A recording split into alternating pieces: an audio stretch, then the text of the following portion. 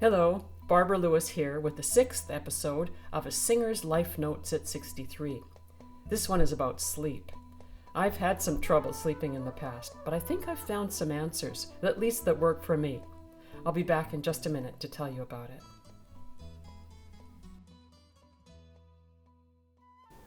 Hello. As you can see, I'm standing in front of my bedroom window here. We live on a lake, so our view is of water and trees, and it's very, very quiet. Right now, it's really, really snowy. Icy, actually, today. So you would think with such quietness that I would probably sleep well.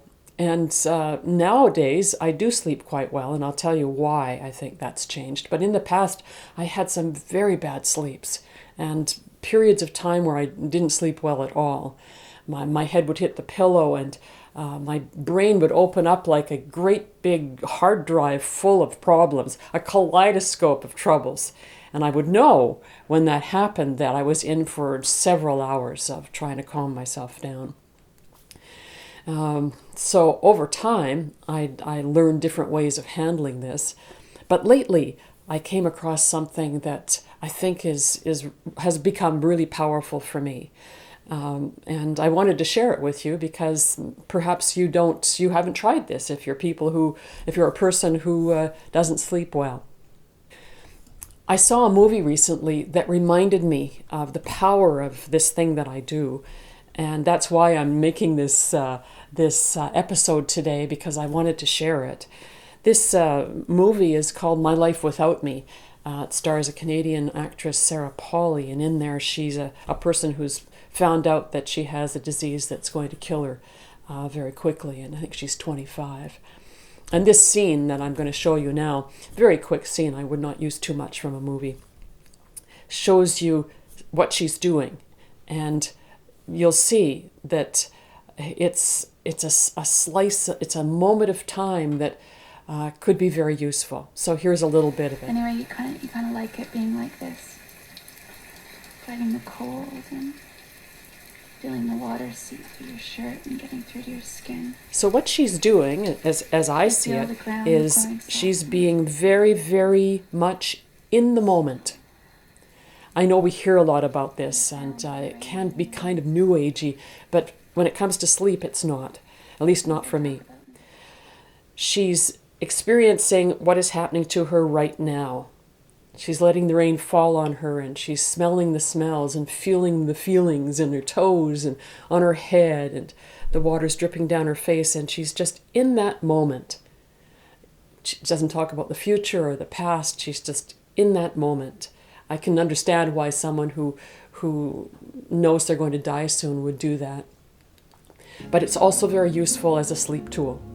So what I do is I do some stretching before I go to bed. I do about 10 minutes actually of stretching to make sure that my body's aches from the day are gone. I try to think about the things that the day has brought to me and let go of those things very consciously.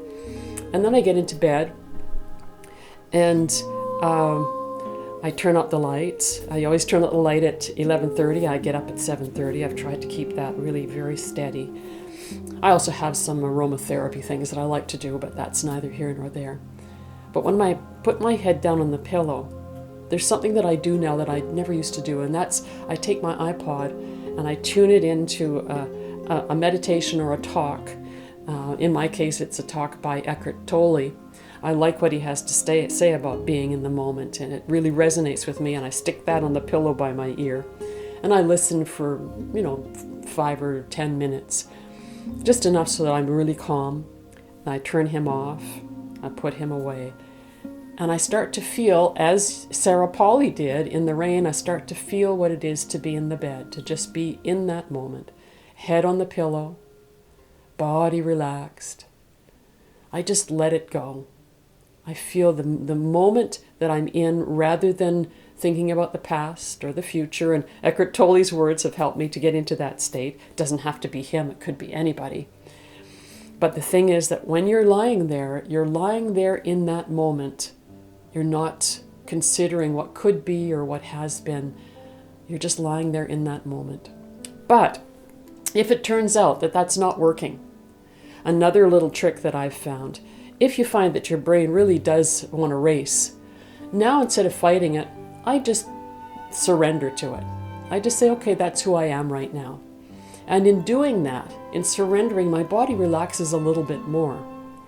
And it's as though there's some space around the fear of not sleeping. I kind of let go of the fear. I allow myself to feel it, and somehow that lets it go.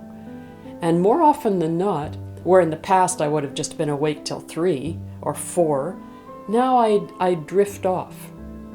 So I find that this particular way of handling the moments of going to sleep have been very powerful for me. And more like our dog, who has now gone to the big dog place in the sky, more like Sniffer, who would lie down and would just seem to go to sleep like that. That happens to me much more easily.